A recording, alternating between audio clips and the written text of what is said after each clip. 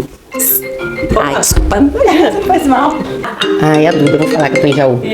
Filha, olha onde eu estou. Oi, Duda. Oi. Filha, a mãe tá gravando aqui o podcast aqui em Jaú. Eu te ligo quando Tá bom. terminar. Tá bom? Depois você me encontra, então. Beijo. Tá, beijo. Dá um tchau. Tchau, Duda. Beijo, te amo. Tchau. Tchau, tchau. Tchau, tchau. Bem-vindos ao BoraCast, um espaço para falarmos sobre maternidade, nossas histórias e como lidamos com os desafios e as alegrias da vida de mãe. Esse podcast que nasceu do nosso reencontro e as 3 amigas que se conheceram no circo hoje vivem na corda bamba da maternidade. É isso aí, gente. Hoje a gente tem uma convidada maravilhosa. O nosso papo vai ser sobre recomeços, cicatrizes e força do amor entre mãe e filha. Nossa convidada viveu um trauma profundo, transformou dor em coragem e hoje acolhe outras pessoas em sua escuta como psicanalista. Uma conversa sobre maternidade real, perdão, fé e superação. Aguenta, coração! Hoje vai ser intenso, gente, nosso tema. Então fiquem com a gente até o final, curtam o nosso vídeo, encaminha para alguém esse vídeo já. É dessa forma que vocês ajudam o nosso canal a continuar e a gente continuar entregando esse conteúdo gratuito aqui para vocês. Bora lá? Bora! Cansada pra caramba. Férias escolares, não aguento mais. Eu só queria 5 minutinhos em paz. Ai, mas olha essa fotinho dele.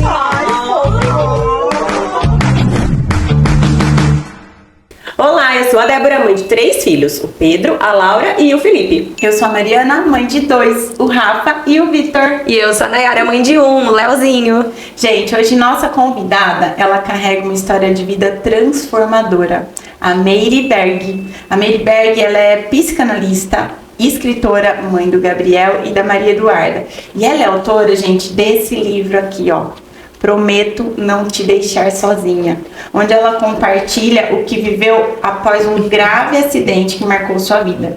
Ô Meire, seja muito bem-vinda. Que gratidão ter você aqui com a gente. Ó, ela já deu um show antes de começar Verdade, o gente. podcast. Aqui no backstage ela já falou horrores. assim. E eu já tô de boca aberta com tudo. É, A gente exato. já ficou assim, ó, A travada gente já aqui, tá, só não, várias ouvindo. vezes as 3 ficaram assim, com aquela cara, assim. Imagina o que vai rolar aqui durante o episódio. Bem-vinda, Meire. Obrigada. Eu que agradeço. né? Obrigada por você ter colocado ali um tempinho na sua agenda para estar aqui com a gente. Eu que compartilhando agradeço. sua história. Eu que agradeço o convite, estou muito feliz. Sempre que eu posso compartilhar a palavra, né? Fazer circular. Eu gostei muito disso que você trouxe, né? De fazer circular a palavra. Circular a palavra, né? Parece tão simples, mas ao mesmo tempo é tão profundo. Circular a palavra, né? É você colocar o que você pensa, o que você sente nas rodas de conversa, né? E é você inspirar também outras pessoas, né? Que às vezes tá passando por alguma coisa que acha, às vezes, também tão grandioso. Lógico que a gente não mensura, né?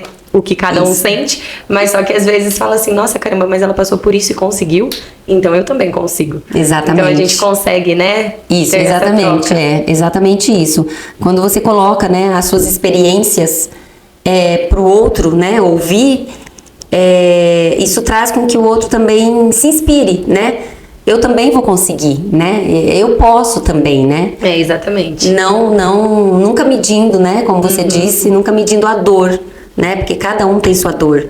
Mas o tamanho da dor não se mede, né? Porque o sofrimento é muito singular. E a psicanálise, ela trata disso. A ética da psicanálise é a singularidade, né? Cada um é cada um.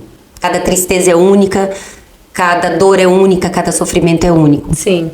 Ô Meire, e daí assim, você já falou aí também da psicanálise, eu queria que você contasse um pouquinho pro pessoal ali de casa que tá ouvindo a gente, entender também um pouco da sua história, da sua trajetória, como que foi pra você ser mãe com 24 anos, contar suas experiências, o que moldou o seu caminho ali como educadora, daí agora você há 4 anos atendendo, né, como psicanalista também. Conta um pouquinho pra gente. Bom, eu comecei a minha história bem cedo, assim, de responsabilidades, né? Aos 17 anos, eu me formei e fui dar aula. Foi minha primeira turma, né, de classe de alfabetização. E aí, nesse meio tempo, eu já comecei a fazer o curso de pedagogia. Então, eu fazia o curso de pedagogia e trabalhava, pagava a faculdade, né? Então, eu tinha que fazer um curso que eu conseguisse pagar a faculdade. E eu gostava muito de dar aula, e na família já tinha pessoas que davam aula. E então ensinar, na verdade ensinar não, educar, né? Que é orientar para a vida, né? sempre foi algo que eu gostei muito. Fiz pedagogia, trabalhei um tempo dando aula, dei aula para crianças com deficiência auditiva por alguns anos, 4 anos no estado. E fui nesse caminho. E aos 24 anos eu engravidei. Eu dava aula e já trabalhava numa empresa também. E quando eu me formei, eu fui trabalhar nessa empresa na parte de RH, de consultoria. E quando o Gabriel nasceu, então eu trabalhava 10 horas por dia. Aí eu tive que decidir, né? Eu tinha um filho. E eu também engravidei sem casar, namorava.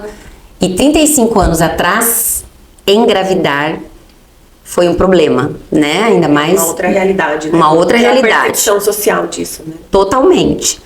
Na gravidez do Gabriel, não fui acolhida, né, pela família. Porque não se podia engravidar sem estar casado, né? Eram as regras da sociedade. São ainda, só que hoje elas são... a palavra... Nível, talvez, Isso, mas tá tudo bem. tá tudo bem. Você pode morar em casa, a gente vai ajudar a cuidar do bebê. Quando eu engravidei, não, ninguém vai te ajudar, né? Você engravidou porque quis, você agora assuma a sua responsabilidade. Foi isso que eu fiz, né?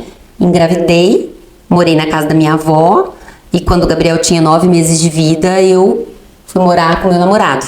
Então a gente resolveu morar junto. Totalmente sem estrutura, né, gente? Fui morar e tinha um berço. O berço e o Gabriel. E o trabalho, né? E aí eu decidi, então, largar a educação, porque a empresa pagava muito bem. Então eu podia sustentar a casa, porque meu namorado só estudava, né? Tinha 20 anos. Estava na faculdade. Então foi uma fase, assim, bem complicada de trabalho. Cuidar de uma criança sozinha, né? Mas eu dei conta. Foi uma fase de muito aprendizado para mim. Imagino, porque a gente começar essa família com pouca estrutura, já é difícil a gente começar, né? Tá com o filho pequeno, com uma estrutura, Sim. Quando a gente não tem, é mais desafiador. E hoje eu digo para minha filha, se você engravidar, você vai ter as suas responsabilidades, você vai cuidar, mas você vai ter casa, você vai ter seu quarto, você vai ter sua cama, você vai ter tudo que você tem hoje, só que você vai ter um bebê A junto. responsabilidade Isso, mais do filho, né? E eu digo, eu não vou cuidar. É claro que eu vou cuidar. Né? A filha ouvindo agora. Ai, tô até com medo. Ô, Meire, e depois você foi fazer direito, né? Isso, aí eu tive o Gabriel, né?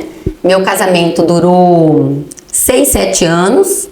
E aí nós nos separamos. Então o Gabriel tinha 7 anos quando eu me separei do meu marido, Eduardo. E aí eu fui viver minha vida, ele foi viver a dele. E nós ficamos um ano e pouquinho separados, né?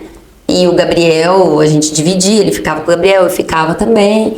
Tudo em Campo Grande. Tudo em Campo A Grande. Meire é de Campo Grande. Mato Grosso do Sul. Isso é importante, Ó, gente. honra que a gente tá aqui. E aí a gente se separou, ficamos separados. E passou um ano, a gente voltou a namorar.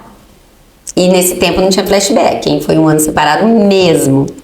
E aí a gente ficou esse tempo separados e aí a gente resolveu voltar a namorar. Aí nós namoramos um tempo, quase um ano, e aí ele me pediu em casamento. E aí nós casamos e eu tive mais um filho com o mesmo marido, né? Então eu sou uma mulher que casa com o mesmo marido 2 vezes. Muito bom. Ai, que E aí a gente teve a Eduarda, né? Que a gente chama ela de Duda. Que é a sua filha mais nova. Isso. Ô, Miri, e depois disso, dessa formação, entrou a questão da formação, né, na psicanálise. Primeiro o direito, né? Você fez o direito. Isso, quando a Duda era pequena, eu resolvi então, a Duda tinha 3 anos, não, a Duda não tinha nascido quando eu comecei a fazer direito. Aí eu comecei a fazer direito, eu morava em Ponta Porã, porque eu morei em várias cidades do interior, ainda tem isso, né? Porque o Eduardo tinha um cargo que tinha que ser transferido, né, no Ministério Público, e a gente morou em várias cidades. E nessa época eu morava em Ponta Porã, fronteira com o Paraguai, com Pedro Juan. Então eu fui pra lá, com o Gabriel, quando eu me mudei pra lá, o Gabriel tinha 9 anos, e aí nós decidimos ter mais um filho. E nessa época eu decidi fazer direito. Eu comecei a faculdade, antes de engravidar da Duda. Quando a Duda nasceu, eu já estava na faculdade, e aí eu me mudei pra Aquidauana, a Duda tinha 1 ano, que é ali no comecinho do Pantanal. Então eu saí de um lugar frio e fui para um lugar de 40 graus. Nossa, gente, quantas 40. mudanças! Não, aí eu já tinha mudado outras vezes também, né? Ele tem que fazer outro podcast. Pra falar sobre todas as É só de mudanças. E aí, eu parei a faculdade, porque em Aquidauana não tinha faculdade de Direito. Fiquei 3 anos sem fazer a faculdade, 2 anos e meio, 3. Aí eu me mudei para Campo Grande. Aí eu voltei à faculdade. Então, quando a Duda tinha 3 anos e meio, 4, eu trabalhava o dia inteiro, fazia faculdade à noite. E aí eu tinha um esporte sempre na minha vida. E aí eu corria entre 5h30 e 6h30. Aí eu me lembro que eu ia em casa. Ou eu comia, ou eu tomava banho. Então eu comia. Eu ia pra faculdade suada da corrida. Então eu comprava uma calça número maior, né? Pra entrar no corpo suado. E aí eu ia pra faculdade. Aí eu voltava 11 horas, né? 10h30, 11 horas. Aí eu tomava banho, jantava. Aí Eduardo já tava dormindo. Ou não. Ou não, né? né? Uma criança Depende. pequena, ou não, depende. E os filhos são diferentes, né? Cada um é de um jeito, né? Então, foram assim, foram mais 3 anos de faculdade com a Eduarda pequena, né? Mas deu tudo certo. Eu me formei, fiz a OAB antes de me formar, passei. Aí eu já trabalhava no Ministério Público, eu tinha feito um concurso. Aí eu trabalhava no Ministério Público. E depois desse tempo que chega então a psicanálise na minha vida. E aí que com a psicanálise também aconteceu essa situação do acidente, não é isso? Isso, eu já estava estudando psicanálise há 7 anos quando eu sofri o acidente. Traz um pouco do acidente pra gente, então, Meire, por favor. Então, Como não, né? Bastante. Bom, aí eu me formei, fiz a faculdade, fiz a OAB, continuei trabalhando no Ministério Público, onde eu tinha feito um concurso. E aí eu começo a fazer análise, né? E começo a fazer análise porque eu estava numa situação muito complicada. Eu tinha tido uma crise de pânico quando eu perdi minha avó.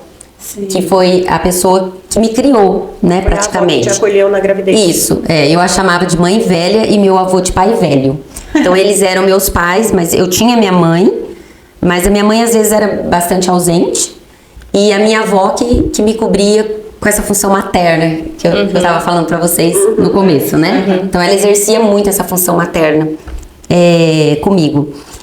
E aí então eu tava assim, no fundo do poço, né? Com crises de ansiedade, crises de angústia, como a gente diz na psicanálise, mas síndrome do pânico, como a gente diz na psicologia, né? Que é a mesma coisa. E aí me indicaram uma psicanalista, na verdade 3. Aí eu fui no primeiro, fui numa segunda e fui numa terceira. Aí eu digo pra minha analista que ela me escolheu, porque eu cheguei lá e disse assim que eu tava procurando uma analista, a gente conversou poucos minutos e ela falou, te espero na próxima sessão. Eu falei, então... acho que eu tenho que... Então é essa, né? Então é essa pessoa que eu vou ficar, né? E aí aí depois de 3 meses de análise, eu já comecei a estudar psicanálise. Eu comecei a frequentar o Fórum do Campo Lacaniano e comecei a frequentar o Ágora, que é o Instituto Lacaniano. Então eu já comecei ali, nessa escola, né? Que é do Campo Lacaniano. E comecei a estudar. Já estava estudando há 7 anos, regularmente. Já estava pensando em ser psicanalista. Quando o acidente aconteceu, eu já estava para começar a atender, né? Já estava me autorizando, que na psicanálise o próprio analista se autoriza e os pares também, você percebe que os pares também vão te autorizando a trabalhar, porque não tem um conselho, né? Porque a psicanálise não é uma formação de faculdade, não é uma formação universitária. A psicanálise é uma praxis, né? É uma praxe. Freud primeiro cria a prática da psicanálise e depois ele cria a teoria psicanalítica. Então não tem uma formação como a faculdade, você vai estudar 5 anos, 6 anos e você vai poder ser psicanalista. Pega o diploma e agora vai lá. Isso, não tem diploma. Tem a sua análise pessoal, que é importantíssima, sem ela não tem como você fazer uma escuta. Tem a supervisão e tem a teoria, né? Que é a formação, então, a gente diz, é uma discussão, mas a gente diz é um tripé da psicanálise. Sim. Você se analisar, Isso. ser analisada. Isso. E fazer estudar. supervisão e estudar. Grupos de estudo, né? A psicanálise não caminha sozinha. A psicanálise caminha em grupos, porque você precisa fazer essa troca com seus pares, com outros psicanalistas. Bom, então quando eu tô nessa formação de psicanálise, eu já tô trabalhando no Ministério Público, eu fiz um concurso, passei e trabalhava no Ministério Público em cargo técnico, mas quando eu saio do Ministério Público, eu estava no cargo de assessora de procurador de justiça. E nesse lugar eu já não me sentia muito bem, assim, eu não me via mais lá. Então eu pensava em sair de lá. Então eu saio de lá, peço uma exoneração nesse cargo e começo a advogar. Ainda tem um período de advocacia aí no meio. Nossa. Que eu me esqueci. E aí eu abro o escritório, então, de advocacia, trabalho como conciliadora no juizado, né? Que eu adorava trabalhar no juizado como conciliadora, no juizado do Tribunal de Justiça, na área civil. Porque a hora que você tá como conciliadora, você tá um pouco ali Isso. no intermédio. Já tô ali ouvindo, sim, na escuta, é, né? Na escuta. E aí eu trabalho ali como conciliadora, né? Advogando nessas advogando não, mas conciliando, né? Os advogados que iam lá, ou às vezes sem os advogados. E é muito conflito, muitas brigas no juizado, né? Lá chega de tudo, né? Desde a briga que o gato subiu em cima do carro do vizinho, né? Até um contrato desfeito, uma nota, uma conta que não foi paga, coisas do dia a dia da vida da gente. Bom, aí quando eu sofro acidente, então, eu estou como mediadora no juizado e Advogando. e advogando. Olha, eu até me perco. Estou advogando. Então, eu sou advogada, tenho escritório e sou mediadora. Sou conciliadora e mediadora também, porque aí eu estudei para ser mediadora. Trabalhei como mediadora. Tudo em Campo Grande. Tudo em Campo E aí, Grande. como é que aconteceu isso em Botucatu? Então, meu filho veio estudar em Botucatu quando tinha 18 para 19 anos. Ele passou aqui para medicina, na Unesp, e veio para cá. E nunca mais voltou, tá aqui há 14 anos. Aqui não, ali em Botucatu, que nós estamos em Jaú. E aí o Gabriel vem estudar em Botucatu e eu começo muito a vir pra cá, né? Venho sempre.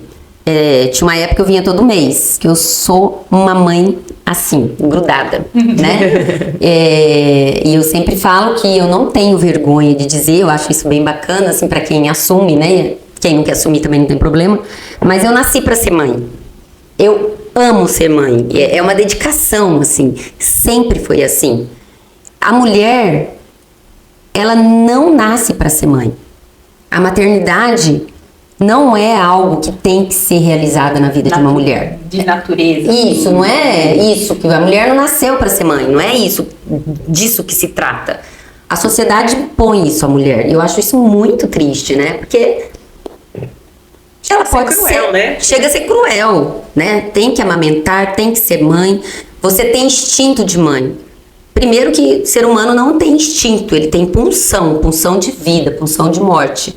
Mas não tem instinto animal. Quem tem instinto é o gato, o cachorro, né? Nós não temos instinto. Então, esse negócio de mãe ter instinto materno, isso é para fazer com que a mulher se sinta mais culpada ainda. Porque nasce uma criança, você não consegue cuidar. Você aprende, né? A gente que é mãe, a gente aprende hoje que a gente aprende a gente ser mãe. aprende a ser mãe, né? E tem mulheres que não querem ser mãe. E a sociedade, nós temos que respeitar as decisões dessas mulheres. Elas não são obrigadas a ser mãe.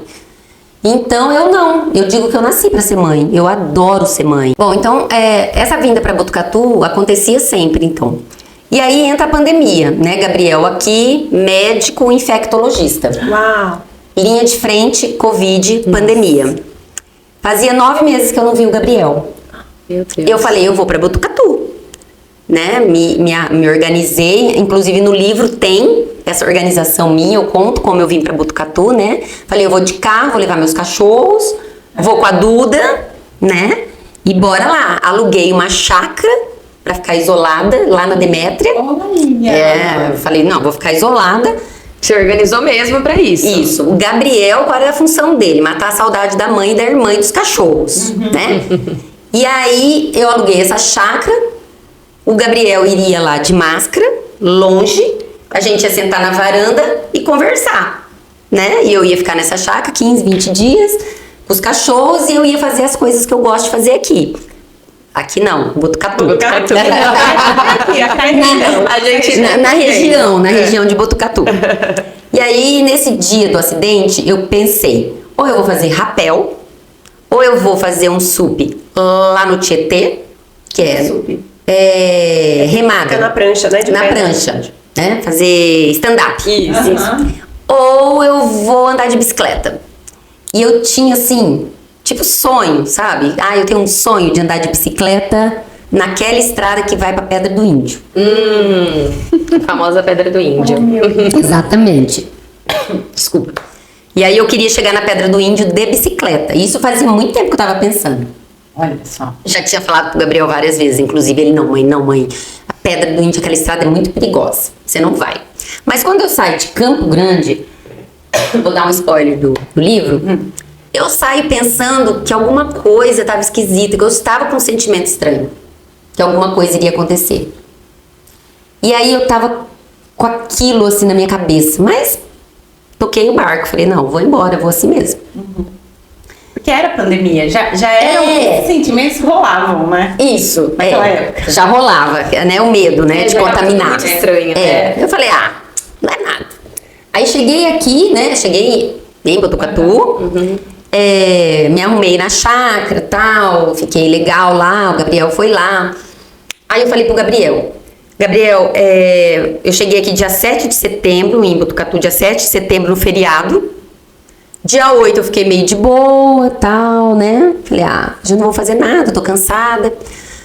Aí dia 10 falei pro Gabriel, vou pedalar lá na Pedra do Índio. Aí ele falou, mãe, não vai. Você sabe por quê? Você vai à tarde, escurece, mãe. Como que vai ser lá, né? Se escurece, você tá lá ainda, de bicicleta. Falei, tá, vou amanhã. Aí marquei a pedalada pro dia 11. Aí quando foi umas 10 horas da manhã, 11 horas, a Eduarda pegou meu carro, né? E a Eduarda, ela não tinha muita habilidade ainda no carro, porque era pandemia, ela tinha aprendido a dirigir, tirou a carteira, mas não treinou. E ela aprendeu a dirigir nesses Corsinhas, né? Um carro pequeno, tal, assim, de autoescola. E meu carro era um SUV grande, né? E alto. E aí eu ensinei ela a mexer na marcha, automática, tal. Mas a gente foi pela estrada. Os cachorros foram soltos, correndo em volta do carro, em volta da minha bicicleta e tal. E aí eu tinha pedalado já 16 quilômetros, como eu saí ali da Demétria, então da Demétria ali da chácara que eu estava, na estrada onde eu parei para tirar uma foto, davam 16 quilômetros. Eu sabia porque na parada eu olhei o meu relógio e tava lá, pedalou 16 quilômetros e tal. Aí nós paramos num lugar bem alto, eu, Eduardo e os cachorros. A Duda falou assim, mãe, vou tirar umas fotos suas. Eu falei, legal, era um lugar bem alto. Aí eu falei pra ela, faltam só 3 quilômetros pra gente chegar na Pedra do Índio. Ela falou, então vamos tirar essas fotos e vamos logo chegar. Que a gente ia comer lá naquela fazenda que tem, né? Que recebe lá, onde faz o rapel. Sim. E aí ela tirou essas fotos minhas. Ela entrou no carro. E eu subi na bicicleta. E aí o acidente aconteceu. A Eduarda, né, a Duda, ela passa o carro em cima de mim.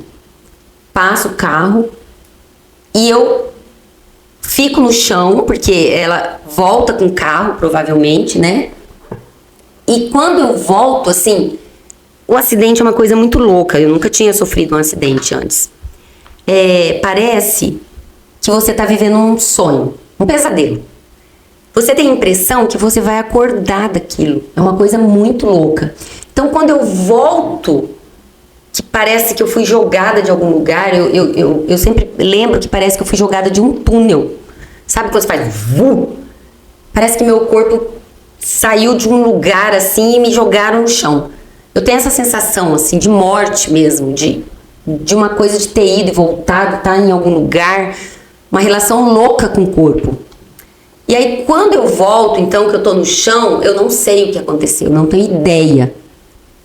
Eu tento levantar e meu braço direito, esse braço aqui, ele faz esse movimento aqui, ó.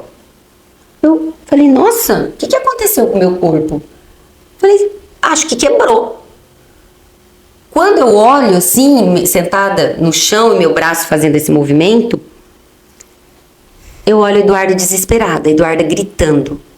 Ela vem na minha direção e ela grita, mãe, o que eu fiz com você? Eu falo, calma, Eduarda, tá tudo bem. Você não fez nada. Ai, meu Deus. Eu não sabia o meu estado verdadeiro. eu pensei, vou colocar meu braço aqui, ela não vai ver que meu braço está quebrado e vai ficar tudo bem. Então eu vou acalmar a Eduarda. Só que eu não sabia como eu estava, né? Eu não sabia como estava meu rosto. Aliás, que eu estava sem o rosto. Ela vem ao meu encontro, me ajuda a levantar, gritando, em choque. E eu não entendi o que estava acontecendo. O desespero. Foi bem difícil. Aí ela olha pra mim e fala, mãe, eu não vou aguentar. Eu não tô aguentando, me ajuda. Por favor, mãe, não desmaia. Eu falei, calma, Eduarda. Eu vou ficar bem, tá tudo bem, minha filha. Eu falava pra ela. Ela me coloca dentro do carro, no banco do passageiro. Aí eu puxei o retrovisor. Quando eu puxo o retrovisor, no lugar do olho tinha um buraco. O olho não tava ali. O nariz não existia. A coisa que eu mais lembro é essa parte aqui aberta, assim, ó. Eu só vi umas coisas brancas aqui, assim, que era o osso, tudo. Eu não prestei muita atenção na minha boca, mas ela quebrou esse osso aqui da boca, quebrou também, caiu. E abriu a minha cabeça, abriu minha testa, né? Eu falo que eu tenho um Z do Zorro aqui. Abriu da cabeça a boca. Abriu, sabe uma folha de papel? Faz assim, ó. Abriu. Aí eu olhei aquilo no espelho do retrovisor. E a Eduarda gritando. E eu dizia assim pra ela, Duda, faltam 3 quilômetros pra gente chegar à Pedra do Índio. Você vai dirigir até lá. Você precisa dirigir pra gente sair daqui. Falava, respira. Puxa o ar pela boca e solta o ar pelo nariz. Vamos lá, minha filha. Aí ela falava, não olha pra mim, não olha pra mim. Falava, calma, Eduarda, tá tudo bem, Eduarda. Eu não tô sentindo nada. Vamos ficar bem, minha filha. Aí eu já tinha falado pra ela colocar os cachorros no carro. Eu pensei nos cachorros também. Aí os cachorros foram pro carro. E ela tentou dirigir. Quando ela anda uns 500 metros, eu vejo uma casinha. Eu falo, vai lá, bate na casa, chama ajuda. E eu não vou contar os detalhes, hein? Senão eu vou dar muito spoiler. Ai, gente, Não, Deus tá amado, tudo pra mim já Tá tudo no livro. Vocês vão ter que ler pra saber como eu saí de lá. Isso foi passando e eu fui tentando outras coisas. Eduarda volta na casa, vem da casa. O carro cai no barranco. Foi? Uau. O carro cai no barranco, eu fico sem carro, sem celular, sem internet. Aí eu penso na morte. Aí eu penso, eu não posso morrer aqui, eu preciso sair daqui. E a Eduarda, mãe, eu não vou aguentar se você desmaiar. Aí eu começo a pensar o tanto de sangue que eu já perdi. E perdendo, né? E a gente não achava ninguém, não tinha saída, não tinha... A gente tava... E eu não tinha ideia, gente, que eu estava a 30 quilômetros da Unesp. Eu não tinha essa ideia, eu fui ter depois. Depois que eu voltei, né, à minha realidade. Bom, passou um monte de coisa que eu não vou contar os detalhes, vocês vão ter que ler, né? Tem muito, Aqui, ó, gente. tem muitos detalhes aí, gente. Como eu consegui uma ajuda? Eu sei que essa ajuda apareceu depois de muito tempo, né? Eu consegui. Eu tentei dirigir, eu tentei tirar o carro do barranco, tentei usar tração 4 rodas. Meu Deus. Vocês estão entendendo o tamanho da força? Da grandiosidade sua. Eu não sei se eu conseguiria novamente, não sei. Eu olho essa história e falo, Eu penso que talvez nem você tenha ideia da força que você teve lá, da onde que saiu. não tenho ideia. Eu não tenho ideia como eu fiz tudo. Eu não tenho ideia de como eu não desmaiei. Pois Tem é. aquelas histórias que as mães Eu acho até que- carro, né? Pra salvar um Pois filho. é, a gente perguntar se tivesse sido sei lá, não tem como a gente saber, né? É o famoso e se. Mas penso assim, se a Duda não tivesse lá, se não tivesse um filho seu ali. Ah, eu acho que eu teria morrido. Eu teria me entregado A totalmente. força foi totalmente por ela. Né, nesse momento Isso, ali. eu só queria tirar ela dali. Eu não pensava em mim. Até esse momento que eu falei, até que horas eu vou perder sangue? Quando que vai aparecer alguém aqui? E se eu desmaiar? A Duda já tinha falado pra mim, eu não vou aguentar viver se você desmaiar. E aí? Bom, E daí, nesse momento aí, foi o momento que você fez uma promessa ali pra ela ou não? então, eu já tinha prometido, esqueci de dizer. É. Quando eu levanto do chão, quebrada, e entro no carro e a Duda diz: eu não vou aguentar. Se você desmaiar, eu não vou suportar ficar aqui sozinha. E aí eu já imaginei minha filha sozinha, eu desmaiada. Não tem como. Eu falei pra ela: filha, eu prometo que eu vou ficar com você até o final. Foi a promessa mais difícil da minha vida, porque não dava pra saber se eu ia cumprir. Mas eu sabia que eu não podia morrer ali. Como que eu ia deixar a Eduarda ali? Ali. Não tinha. Na minha cabeça, a morte não cabia. E eu tava de cara com ela, né? Porque eu não sabia se eu tinha estourado algum órgão interno. Eu não sei como que eu tava viva naquele momento, pra falar bem a verdade, assim, porque Consciente. consciente, o mais real disso tudo é a e consciência. colocando a Eduarda pra respirar. Puxa o ar pela boca, solta pelo nariz, vamos lá, você vai conseguir, você é forte. E os cachorros ali. E eu senti a Jade respirando e querendo lamber meu sangue. Manuel não sabia nem o que estava acontecendo. Manuel tava Era filhote. Era filhote, né? E a Jade não, a Jade já morava com a gente, a Jade era uma cachorra de rua, ela morreu faz 2 dias, né? Ela teve um câncer, ela era velhinha e ela ia fazer uns 15 anos, mais ou menos. A gente adotou ela no centro de zoonose. Ela nos adotou. Olha que incrível, né? Chegamos para adotar um filhote e a Jade estava lá, Tava ela. grande, cheia de perebas, ouvido inflamado, mas era... Abrimos o carro, ela foi a primeira a entrar. Então, ela queria ser filha nossa, né? Da Duda. Enfim. Bom, voltando pro acidente lá, então, eu fiz a promessa mais dura da minha vida. E foi daí que nasceu o nome do seu Uhum. livro. E daí que nasceu o nome do livro, mas nem pensava em livro nessa época. Sim.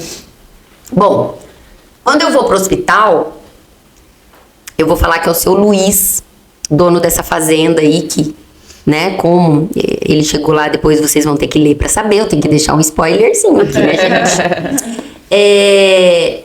Eram 30 quilômetros de estrada. Eu não sei porque eles me colocaram sentada no banco da frente do carro do seu Luiz.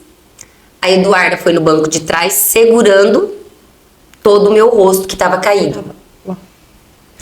E aí a gente foi tentando avisar quando pegou o celular, já lá quase perto do asfalto, né? Vocês estavam sem celular porque o celular caiu junto com o carro? Não, você não tem sinal ali, Ah, né? tá. Não tem sinal, não tem nada, não tem nada. Aí Duda ligou pro meu filho e falou: ó, mamãe caiu da bicicleta. Gabriel riu e falou: mamãe deve estar de rolo, deve ter dado umas arranhadas na perna, né? Aí ela falou: Gabriel, mamãe tá grave, gravemente ferida. E aí eu falo: Eduarda, liga pro hospital. Eu preciso dizer como eu tô, porque nós vamos chegar lá. E a Eduarda liga pro hospital, lá, sei lá que número que era, como que a gente ligou. E eu digo lá pro hospital: oi, ainda tô dizendo isso. Oi, boa tarde. Boa tarde, né? Por favor. Meu Deus. Eu ligo no hospital e digo: oi, aqui é a mãe do Gabriel Berg, médico do hospital, ele é infectologista aí. Bom, não se esqueça que era pandemia, gente. Imagina a situação que tava no hospital, né? Falei: olha, eu tô sem olho, sem nariz, acho que eu tive traumatismo craniano, eu acho que eu quebrei umas partes do meu corpo, eu fui atropelada, eu tô chegando aí no hospital. Aí quando eu chego lá, gente, tinham 5 equipes me esperando.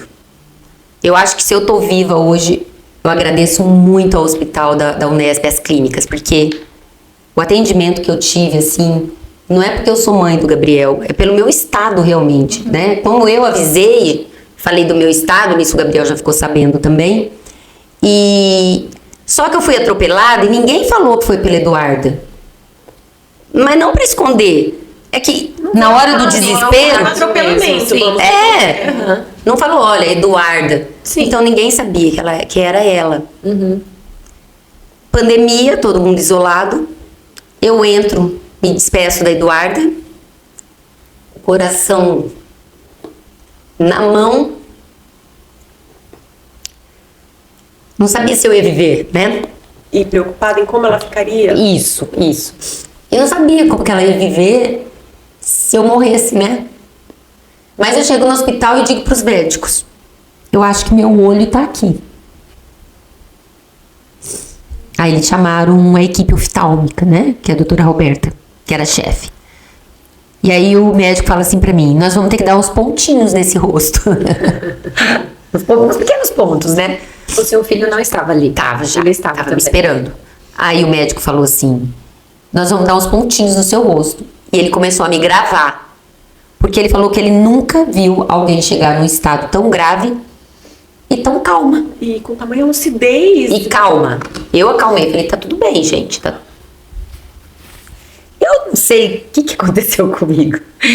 Da onde que eu tirei? Eu falo que foi análise, né? Façam terapia, gente. porque- Façam Uau. análise ou psicoterapia, porque ajuda muito. Eu, uma pessoa que tive pânico, uma pessoa, né, com uma patologia, com uma neurose, hoje não falamos mais patologia, é transtorno, né? A maneira certa de dizer. Enfim, aí eles gravam, eu entrando, eu conversando, o Gabriel ali, eu perguntei, meu filho Você tá já aí? assistiu isso? Não tenho coragem de assistir. Eu já escutei minha voz. Não dá pra saber que sou eu, né? Porque não tinha o rosto. Então, não dava pra saber. Dava pra saber que era eu pela voz. Pelo rosto não tinha como. Tava desfigurada. Tava inteira rasgada. E aí eu falei, acho que meu braço tá quebrado, né? Mostrei. Aí veio um médico e falou assim, a gente vai colocar seu braço no lugar agora. Eu falei, como? Aí ele falou assim pra mim, vamos virar você. Eu falei, não, mas vai cair meu rosto, né? Ele falou, não, mas a gente precisa virar você. Eles não dão anestesia. Eles simplesmente pegaram meu braço e colocaram no lugar. Nesse momento eu começo a gritar, foi a primeira hora que eu gritei. Grito, falo, para, eu não tô aguentando a dor, pelo amor de Deus, para. E aí ele, não, a gente não pode parar, só hora que colocar no lugar. Nisso o Gabriel sai, né? O Gabriel falou, não aguentou. Gabriel chora muito, porque ele viu a gravidade, ele sabia do risco de morte, né? E aí eu entro pra dentro do hospital da Unesp, lá no pronto-socorro, né? Eles colocam meu braço no lugar, colocam uma tala, um gesso, aí começam, certo, me dar medicamentos, né? Mas eu tô consciente, tô o tempo todo acordada. Eu vejo eu fazer tomo, eu vejo eu fazer o raio-x, eu entro na sala de raio-x e escuto as pessoas conversarem. Foi muito engraçado, gente. Isso não tá no livro, eu vou contar. Eu entro na sala de raio-x, já nem sei mais, gente, tanta coisa. Sabe o que tá. Mas eu vou contar. Eu entro na sala de raio-x, eu ainda tô com a bermuda de ciclista, com a blusa, acho que eu já estava, eu não me lembro se eles tiraram, acho que eles tiraram minha blusa, eu tava com o meu top. E aí eu escuto assim, nossa, coitada, olha, acho que eles acharam que eu tava meio morta, viu? Porque eles estavam conversando assim. Olha, parece que ela sofreu um acidente de bicicleta, acho que ela é ciclista, né? Ela tá usando uma roupa de ciclista. Ai, meu pai. Será que ela foi atropelada, né?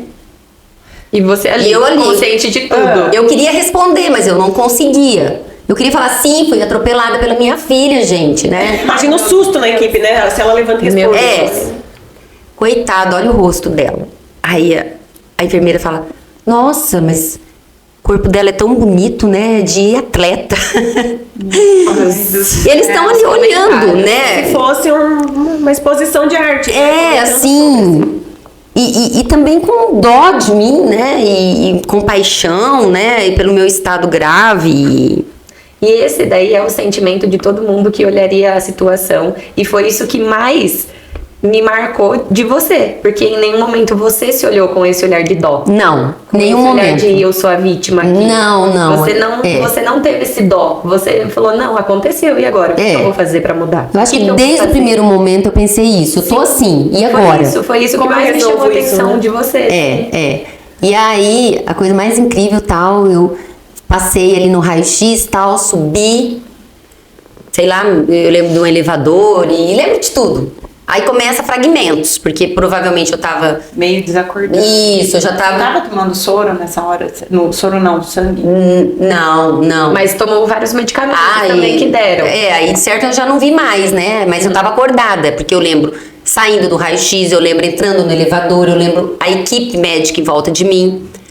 Bom, 7 da noite, eu no centro cirúrgico. Isso assim, esqueceram da Eduarda.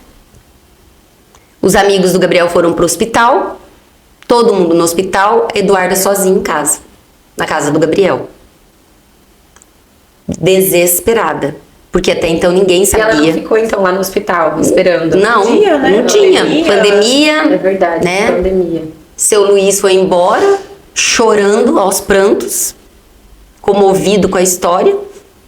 Acho que deixou a Eduarda lá no hospital ou em casa, não sei. E aí, 7 da noite, eu no centro cirúrgico. Gabriel já sumiu, né? Não sabia mais dele. Acompanhando de longe ali, dentro do hospital, mas de longe. Aí, Dr. Gustavo Mercury, que foi o otorrino, né? Que fez toda essa E tudo parte. isso daí aconteceu por volta da hora do almoço, né? Isso. E daí era 7 da noite. 7 já. da noite, eu tava, aí que eu fui pro centro cirúrgico, porque eles tinham que ver que não tinha nenhum órgão estourado, hemorragia, né? Então tem que passar por todos os exames, né? Sim. Checando que os órgãos estão bem, eu acho que daí que eles operam, né? Porque aí se tiver que abrir, não sei, né? Aí, bom, aí o Dr. Gustavo fala: Meire, você tá no centro cirúrgico, nós vamos te dar um banho aqui no centro cirúrgico, porque você tá com muita pedra, muita terra no corpo. Porque eu tava muito suja, né? E aí nós vamos fazer uma cirurgia em você. Tudo bem? Falei, sim, tá ok. Aí ele falou, ó, eu vou cortar seu top. Então eu tava de top. E as meninas vão tirar sua roupa, vão te dar um banho. Aí eu apaguei. Aí foi o momento que... Tô cuidada. a Tô minha... parada, sei Isso, lá. aí a minha promessa foi cumprida, então. Agora eu posso dormir, né? Eu não tinha noção se eu ia acordar, ou se eu ia morrer, não sei. Eu sei que foram 10 horas de cirurgia, né? Vários médicos, né? Várias equipes, cirurgia plástica, oftalmo. Aí acharam meu olho, né? Meu olho tava dentro. O Dr. Gustavo depois me disse que não sabia nem se ia conseguir fazer meu nariz, que estava destruído, né? Não dá nem pra ver cicatriz. Pois é, eu nem fiz plástica nele, nada. É do jeito que ele colou aqui, ficou. A marca do Zorro até sumiu também. Eu achei que ia ficar com aquela marca do Zorro bem profunda, assim, sabe? Mas também as marcas são de menos, né? Bom, aí, quando eu volto da cirurgia, o Gabriel ficou das 7 às 5 da manhã sentado na porta do centro cirúrgico. E a minha analista atendeu a minha filha, porque a Eduarda estava desesperada. E ela ligou pra ela. Ligou para minha analista. Falou, Andréia, aconteceu isso, eu atropelei minha mãe e a analista ficou 3 dias com a Duda no celular. Pra Duda ficar bem. Pra Duda não fazer nenhuma besteira. Pra Eduarda. A Eduarda não queria ir ao hospital. Eu saí do centro cirúrgico, eu fui pra enfermaria. Eu não fui pra UTI. Já acordei na enfermaria.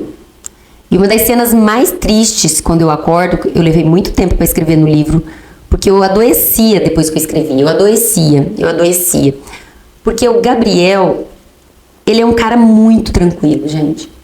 Eu vi meu filho chorar poucas vezes. É uma pessoa extremamente, assim, tranquila. E aí, quando eu volto nessa enfermaria que eu estava, eu abro meu olho direito, né? Aqui eu tava inteira enfaixada. E aí, o Gabriel fala assim pra mim, oi, mãe. Eu falei, oi, filho. Tudo bem? Eu falei pra ele. Ele falou assim, tá tudo bem, e você? Aí ele fala, mãe, você tá na enfermaria, você ficou 10 horas no centro cirúrgico, mas você tá bem, né? Você tá aqui, eu tô aqui com você. Aí ele fala assim, eu vou ficar com você até o fim aqui, até você melhorar. Eu falei, tá.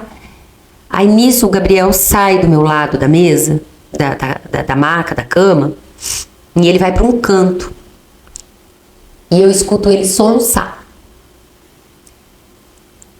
Foi muito difícil escutar meu filho chorar, sabe? Porque ele não é um cara que chora, né? Ele é um cara durão, assim, sabe?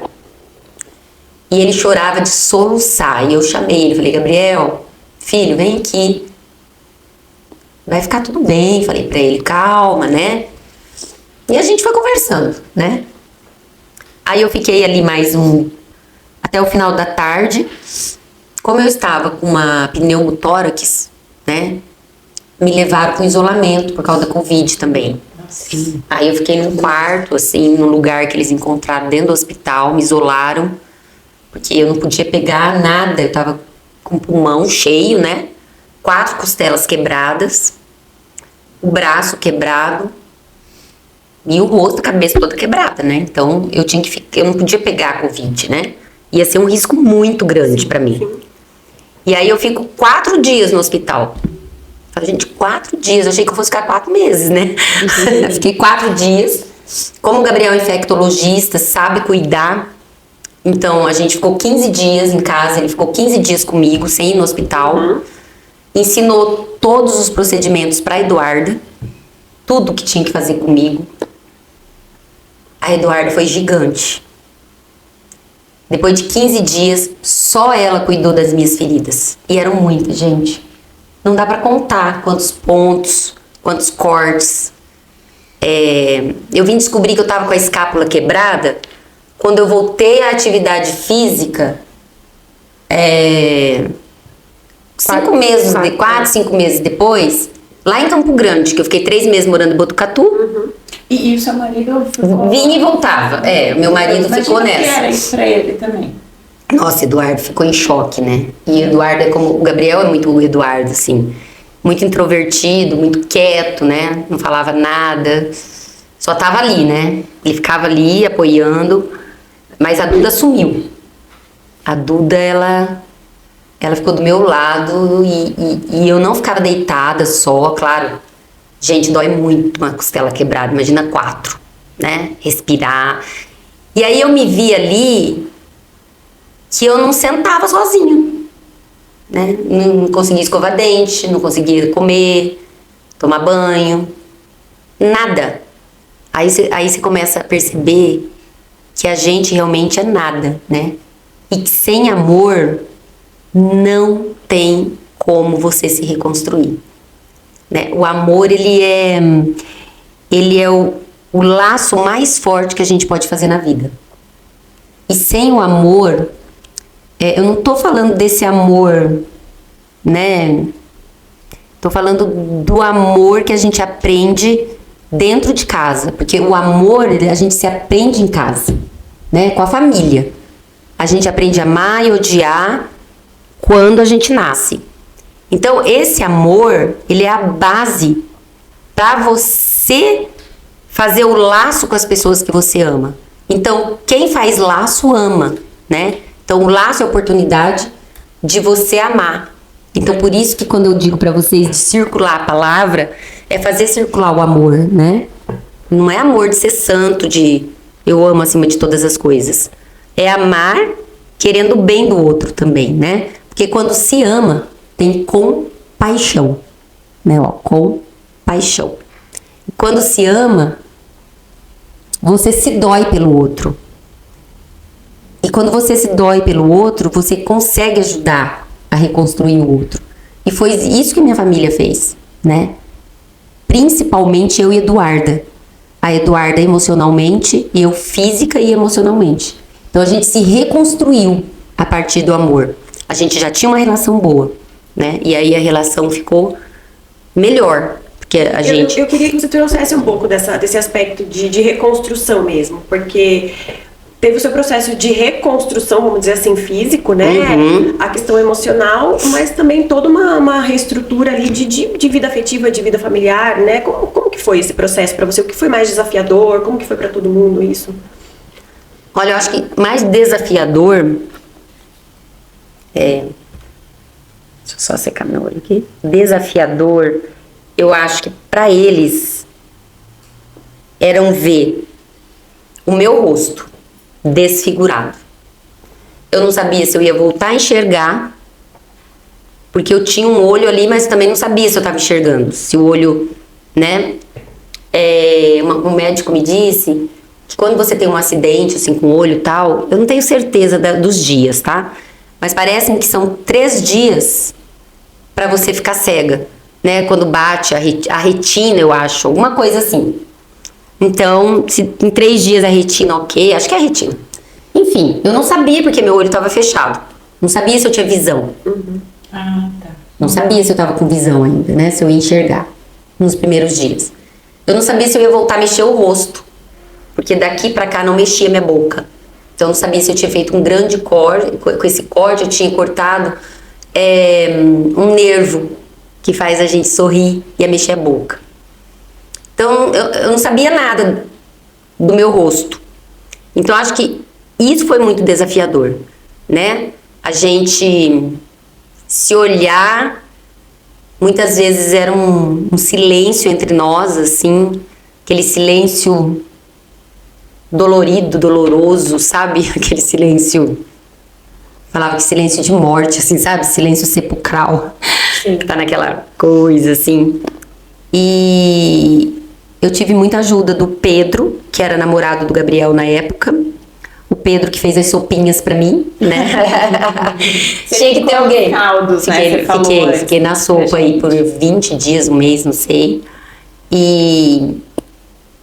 Então acho que desafiador foi esse momento, assim, sabe? De como vai ser. Do que vem depois, né? Que vem depois. Tô aqui agora, mas e depois? Depois. E essa reconstrução, né? E esse afeto, esse emocional meu, né? Seu, da minha filha, do meu filho, do meu marido, a família. Essa reconstrução como um todo, né? Tudo foi muito difícil no começo, né? Mas o que eu sentia é que nós estávamos dispostos a nos ajudar, né? E a partir do momento que tá todo mundo disposto, eu acho que não é que fica mais fácil, fica menos difícil. Fica menos difícil. E assim, eu não ficava chorando, me lamentando, nunca. Claro que eu fazia isso muito sozinha. Sim. Né? No banheiro, depois de 1 mês eu consegui tomar um banho sozinha, assim, sozinha, a porta um pouquinho encostada, e a Eduarda sentado lá de fora, esperando que eu tomasse um banho. Nesses momentos eu chorava muito. Esses momentos eu derramava as lágrimas debaixo do chuveiro, assim, sem molhar a cabeça. Eu fiquei 1 ano sem poder molhar o ouvido, né? Que eu também poderia ter ficado surda. E eu fui saber depois também. Era tanta coisa, gente. Nossa, Meire, você é um milagre. Acho que sim. Acho que se existe um milagre, acho que eu sou um milagre mesmo, assim, de estar tão bem, né? Sim. De estar com pouca sequela no olho, de enxergar 100%, de ouvir 100%, da boca mexer quase 100%, né? Um pouquinho que ficou. Mas assim, gente, foi muito trabalho para chegar aqui. 4 horas de fisioterapia por dia no rosto. Por dia? Eu fazia 1 com a profissional e 3 horas sozinha. Então, assim, muita atividade física. Os médicos falavam que eu tinha conseguido tudo por ter um corpo forte. Forte, não musculoso, né? Mas antes. Ativo, né? Ativo, um corpo de atleta, entre aspas, né? Que faz atividade física, um corpo que tá sempre em movimento. Movimenta sempre, sim, né? Que sim. existe o movimento.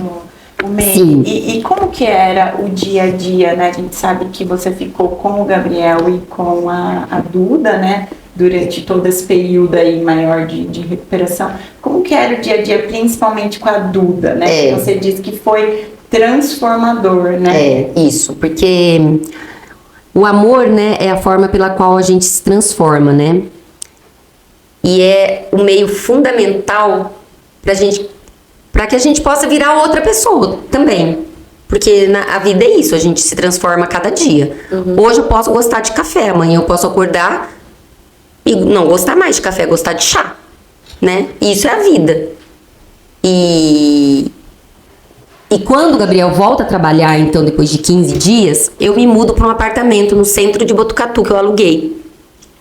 E mudo para esse apartamento, o Pedro vai embora. A chácara era por esses 15 dias. Isso. Olha que doido. E não tinha como, 20, né, já. E não tinha como eu ir no hospital todos os dias, quase. Lá de longe, né? Da chácara, né? Então eu tinha que ir do apartamento. Então, eu aluguei um apartamento perto da casa do Gabriel, que eu também não podia ficar na casa do Gabriel, porque ele estava na linha lá do Covid, linha de frente da Covid, né? Do Covid. Então, até hoje eu não sei se é da Covid ou do Covid, A gente. gente também não. É do vírus, melhor. E aí, ficamos eu e Duda. Então, nossa rotina era, a gente acordava, a Duda me dava 7 a 8 comprimidos por dia, e eu já tava com uma anemia horrorosa, né? Nossa, foi feia a coisa, assim. Eu perdi muito sangue. Então, aí tomava... Tem que tomar sangue depois. Eu não lembro se eu tive isso na cirurgia. Não sei quanto eu perdi. Eu sei que eu saí com muita anemia. Então eu tomava 7 a 8 comprimidos de manhã, assim. A Eduarda preparava meu café da manhã, porque não tinha, né, gente? Aqui era assim. Se desse lado eu não mexia, desse era as costelas quebradas. Ah, então esse braço não quebrou. Não, foi esse. Então esse engessado aqui, só que desse lado as costelas quebradas, a escápula quebrou aqui. Então tinha uma quebradura atrás, né? Então, era impossível fazer alguma coisa, né? Então aí ali a gente ficava... A Meire pensando em fazer café da manhã. Não tinha como eu preparar meu leitinho, né? Não tinha. Deus. Então a Eduarda preparava, mas eu levantava da cama, não ficava deitada. Eu levantava, ia até a cozinha, tomava café. Aí ela aprendeu a fazer meu almoço, né? Porque a gente não podia ter ninguém pra fazer.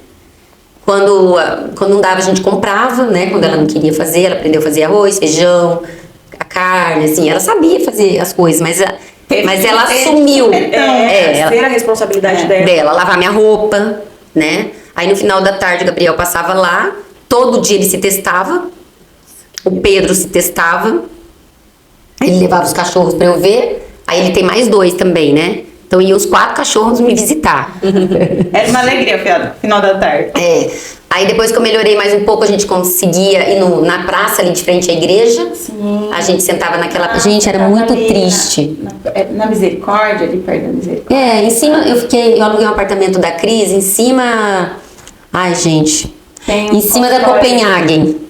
Sim. Em cima da Copenhagen tem um apartamento, eu aluguei ali. Porque é um apartamento muito gostoso. Sei, tô vendo. Era um apartamento assim, nossa, muito, muito bom. Tinham 3 quartos, cama grande, tinha um cheiro de casa, sabe? Era uma cozinha grande com uma mesa no meio. Foi um lugar que eu fui acolhida. Só que aos domingos, às vezes a gente ia ali na praça de máscara, todo mundo e tal, ficava sentado lá isolado. Mas era uma tristeza, gente. Era uma tristeza no meu coração, assim, de ver Eduardo ali, vivendo tudo isso comigo, né? Mas eu nunca pensei assim, por que isso aconteceu comigo? Eu ia te perguntar, você chegou em algum momento a questionar Deus? Por que Deus isso Não. aconteceu comigo? Não, Não, eu nenhum pensava, o que eu vou aprender com isso? O que eu tenho que aprender? momento. E eu tenho certeza que a Duda cresceu muito, né? Nossa. Com isso tudo que aconteceu. A Duda... Ela foi obrigada, né, a crescer. A e crescer. falar, não, agora a responsabilidade é minha. de me tantas cuidar. coisas, né? O Eduardo vinha de vez em quando, porque estava trabalhando. Mas era eu e ela, éramos eu e ela, né, ali na casa. Então, eu acho que foi muito difícil para ela, sabe? Pegar toda essa responsabilidade, se isolar dos amigos, parar a faculdade, né? Ela é uma menina, né? Tinha 19 anos.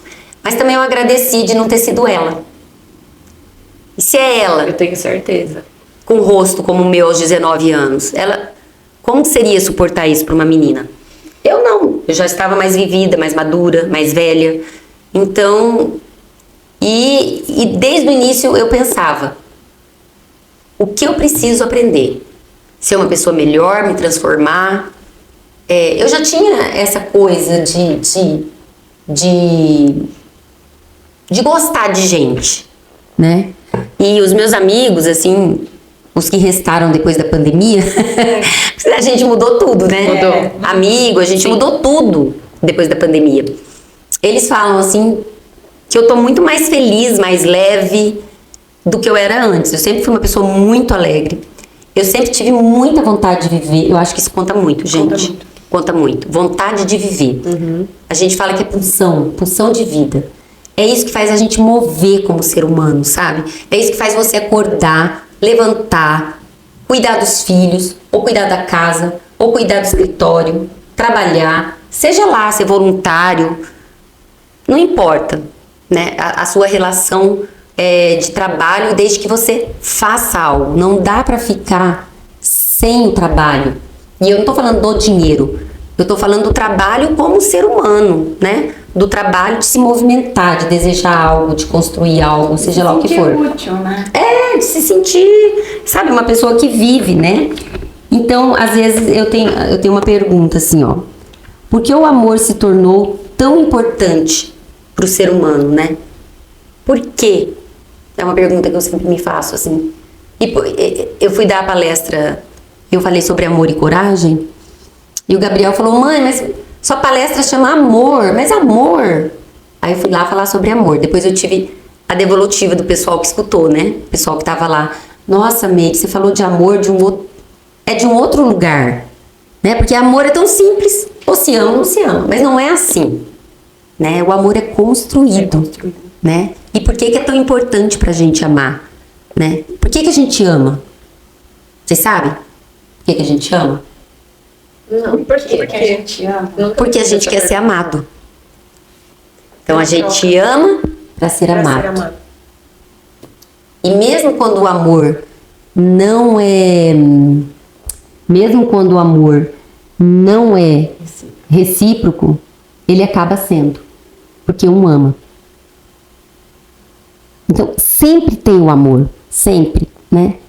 E a base é isso, eu amo para ser amado. Então Freud, no Mal-Estar da Civilização, né, ele diz que o amor é como meio de se alcançar a felicidade, né? Então, o amor como meio de alcançar a felicidade. Mas ele diz também que não é o único meio, que não é só o amor, né? Tem que ter outros sentimentos, outros afetos. E ele diz isso nesse livro que eu falei pra vocês antes de começar, que é o Mal-Estar na Civilização, né? Lá atrás, já em 1900 e alguma coisa, eu não me lembro quando ele escreveu isso, o ano, mas ele já pensava dessa forma, né? Então, aí a gente tem os afetos, né? A gente tem a angústia como afeto, né? A gente tem a compaixão, né, como afeto, que afeta mesmo o corpo. O afeto, ele afeta o corpo nosso. Agora eu tô entendendo, eu já ia Perguntar pergunta, o que é o afeto, o que é o sentimento, né? Aham. Eu tô triste, é um sentimento, né? Eu tô alegre, eu tô feliz, né? E a felicidade, gente, ela não tem que ser 24 horas, né? Não é isso, A ficar felicidade é um sorrindo. estado é um estado constante. Até uma vez eu li sobre isso. A felicidade é um estado constante. A alegria é pontual, né? A alegria traz... Alegria traz felicidade, né? Mas felicidade não é constante. Não, assim, não constante. Eu digo assim, a felicidade não é você estar radiante o tempo inteiro. São os picos, isso são né? as alegrias, né? Nós estamos felizes aqui, a gente tá Só que fazendo... não tá... Nós estamos numa alegria, estamos felizes. Então são os momentos que você tem prazer, né? Que a gente sente prazer e desprazer o tempo todo, né? Isso chama-se pulsão de morte, pulsão de vida, que a psicanálise estuda, né? E é a questão que eu mais estou estudando hoje. Por que Freud pensou assim, ó? Quando ele escreveu em 1915 As Pulsões e Seus Destinos, que é um tema que eu tenho trabalhado muito nas aulas online, e tem também feito transmissão da psicanálise presencial na minha casa. Eu abro a minha casa para as pessoas irem lá estudar comigo. Psicanalistas, não psicanalistas. 2 advogados estavam indo estudar esse semestre comigo. E é um grupo de estudo aberto, né? E é um tema que tem me provocado. Freud escreveu, As Pulsões e Seus Destinos. Ele estudou a questão do princípio do prazer. Porque da onde que vem esse princípio do prazer? Por que a gente tem prazer em algumas coisas e desprazer em todas? Aí ele começou a pensar, mas tem alguma coisa além do princípio do prazer? Que ele escreveu sobre essa teoria em 1920, que chama Para Além do Princípio do Prazer. Então tem algo, nós humanos, que não tem nenhum outro animal, que nos leva ao prazer, e algo que nos tira o prazer, que nos dá o desprazer. Bom, aí ele criou essa teoria e pensou, mas por que tem pessoas que repetem o desprazer? né? O que leva, o que engatilha mais isso? Né? Isso, por que uma pessoa gosta tanto de repetir algo que faz mal pra ela? Porque se a gente for pensar, a gente repete coisas que não são boas pra gente. E quando eu me acidentei, eu fiquei pensando, por que eu tenho tanta pulsão de vida? O que me leva a querer viver? São os filhos? Tá, já estão criados, né? O que me faz querer viver? O que me faz querer fazer rapel, adrenalina, pedalar? O que me faz gostar de estudar? O que me faz gostar de trabalhar? Né? Como vocês também. O que faz cada uma de vocês a buscar, a movimentar a vida? E aí eu comecei a estudar esse tema, tá? São as pulsões, tá? Essa energia que a gente nasce, essa carga e tal. Mas aí é pouco essa resposta ainda, né? E um dia eu conversando com um psicanalista numa transmissão que ele foi fazer lá no meu grupo, que eu convidei, ele chama Jorge Cesarino. Eu sou apaixonada pela transmissão dele. Ele tem uma ética profissional, ele é argentino, mora em Curitiba e um dia eu falei assim, vamos lá no meu grupo, eu quero que você fale um pouquinho sobre as pulsões, né? E ele foi. Aí no final da aula eu falei pra ele assim, eu queria entender, Jorge, por que algumas pessoas têm tanta essa pulsão de vida? Ele falou, você já tem a resposta. O psicanalista nunca responde, né? E essa aula tá lá no meu canal do YouTube. É um canal, gente, que eu não movimento muito não, mas eu coloco umas aulas bacanas lá, o pessoal vai deixar gosta. o link na legenda. Isso. Você manda pra mim? Mando. Até tem que colocar mais 2 aulas lá, do Daniel Omar Pérez, que é um argentino, que foi falar sobre Além do Princípio do Prazer no meu grupo, que foi um convidado Eu tô também querendo saber especial. qual que é esse, além do Então, princípio. Olha, gente, eu acho que é o amor. Que é isso que nos impulsiona. É o tanto de amor que a gente busca, que a gente carrega. E o amor que já existe. O meu marido fala assim, que uma coisa que ele leu, né? Tudo diz respeito ao amor. Absolutamente tudo. Tudo.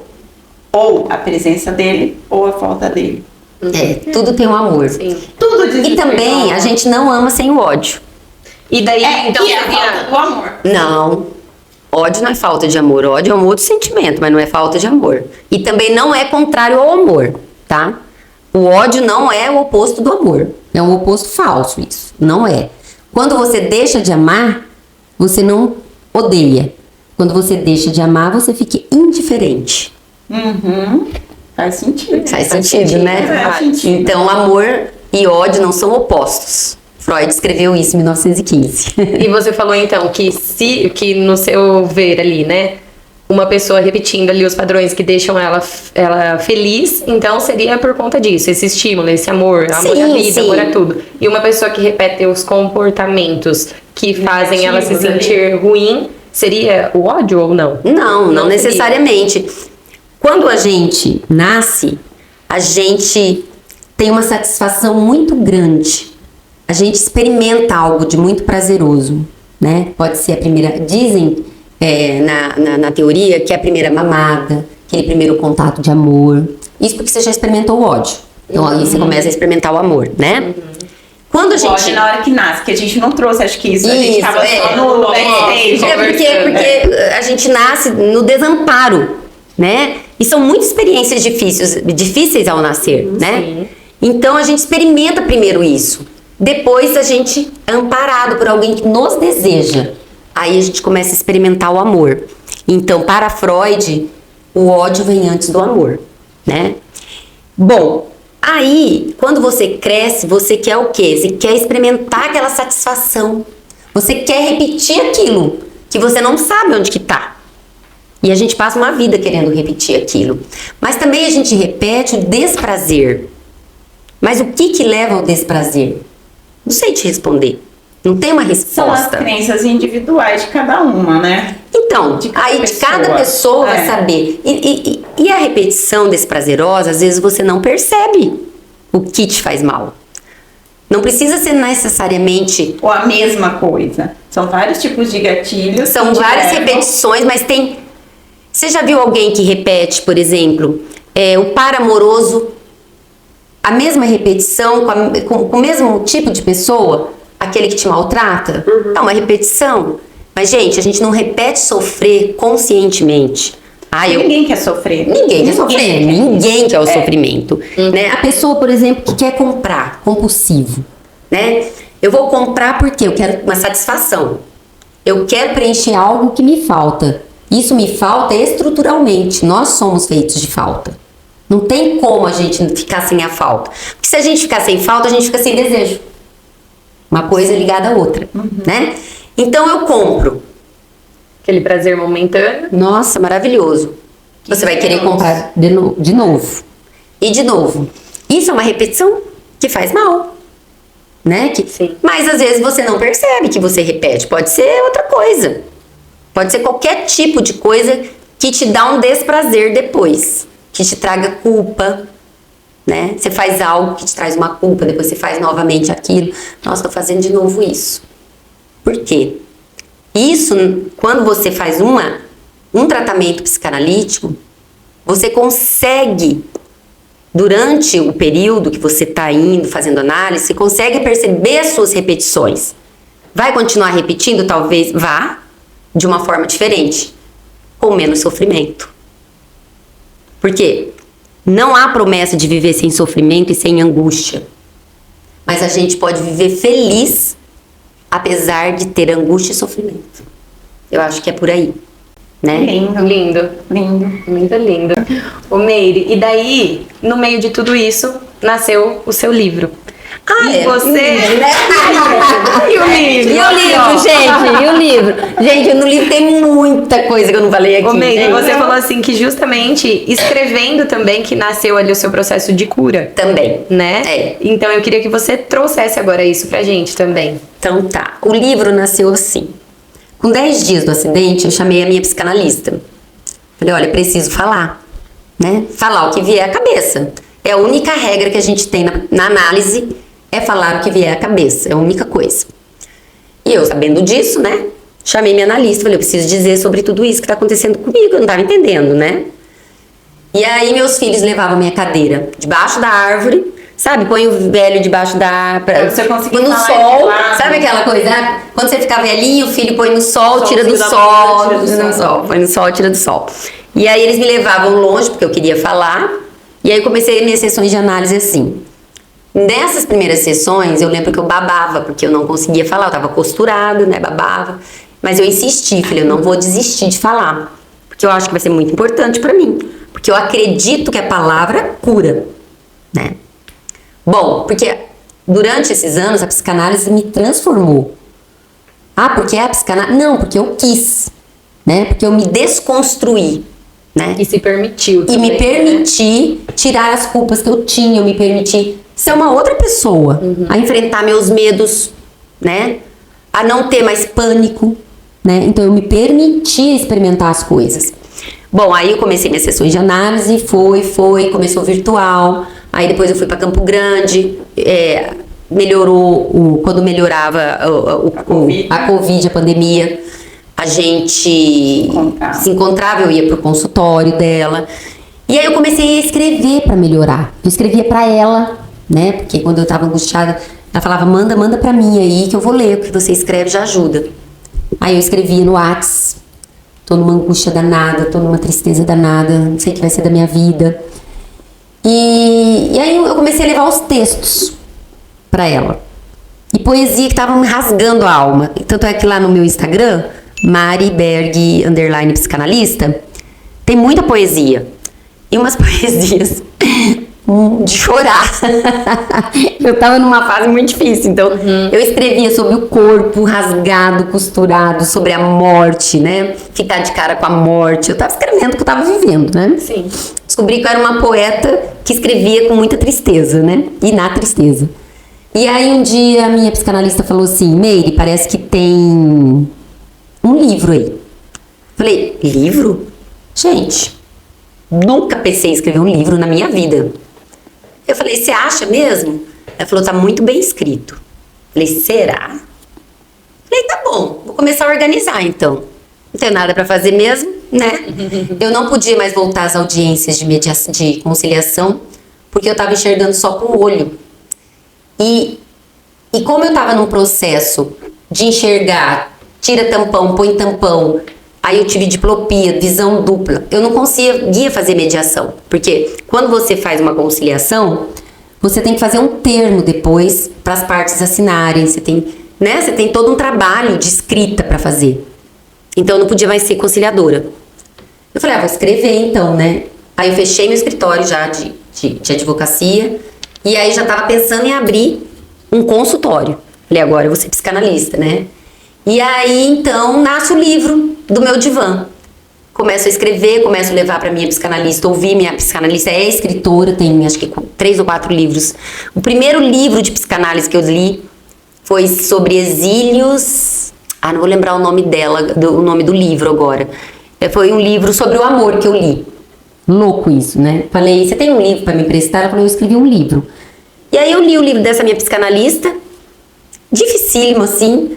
Aí falei assim, sabe o que eu entendi? Ela, Eu falei assim, bom, eu entendi que o amor acaba e que esse encontro aí não existe, né? Ela, pode ser que você tenha entendido, então, sobre o amor, né? Que esse amor romântico não existe. A verdade é isso, né? Os encontros acontecem, mas não são, né? Para sempre, eternamente, isso que é pregado no amor romântico, né? Que hoje tá menos romântico, que a gente tá vivendo uma outra época, né? Graças a Deus, né? Onde as mulheres têm mais escolhas, inclusive, né? E aí, então, nasce o livro do divã, né? E quando eu vejo o livro tá pronto, né? Levei 4 anos lapidando e escrevendo e reescrevendo, de uma maneira que eu não expusesse a Eduarda, né? De uma forma que ela não se sentisse bem. E ela leu o livro só agora, depois de pronto. Ela não leu uma linha do livro. Aí ela leu, falei, você quer que eu tire alguma coisa na próxima edição? Ela falou, não. Tá ótimo, eu gostei, tá muito bom, gostei muito. Eu acho que foi isso que aconteceu. Falei, então eu contei do ponto de vista que, né, foi ao encontro também dela, né, do que ela se permitiu durante esse processo nosso, né. E esse livro... foi algo assim grandioso na minha vida, porque eu venho de uma família, a minha avó era analfabeta. Na minha casa não tinha livros. E também não tinha leitores, né? Sim. Era uma casa...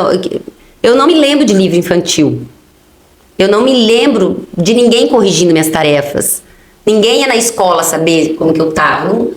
Não era uma família. Minha avó veio da fazenda, meu avô da fazenda. Mas meu avô, ele falava pra mim que ele tinha até admissão, que era aquela prova da 5ª série, que na época do meu avô fazia-se 4ª série, fazia-se a prova de admissão como um vestibular pra ir pra 5ª série. E foi meu avô que me ensinou verbo e tabuada, conta. Que bonitinho. Isso porque ele só tinha até 4ª série. E ele me ensinava isso. Mas minha avó morreu com um sonho. Eu tenho até um post no feed. Uma foto no feed, eu e minha avó, depois vocês dão uma olhada lá, que eu escrevo e faço uma homenagem a ela, dizendo que ela falava pra mim assim, Meire, meu maior sonho é ler um livro. E eu não saio sozinha, porque eu tenho medo de me perder, e eu não sei ler. Então minha avó nunca foi numa mercearia sozinha. A minha avó nunca comprou uma carne sozinha, nunca foi ao supermercado. Minha avó passou uma vida com outra pessoa cuidando dela porque ela não sabia ler e escrever. E ela tinha medo de se perder. Sim. Então eu acho isso tão lindo, né? E aí eu faço uma homenagem pra minha avó lá no Instagram.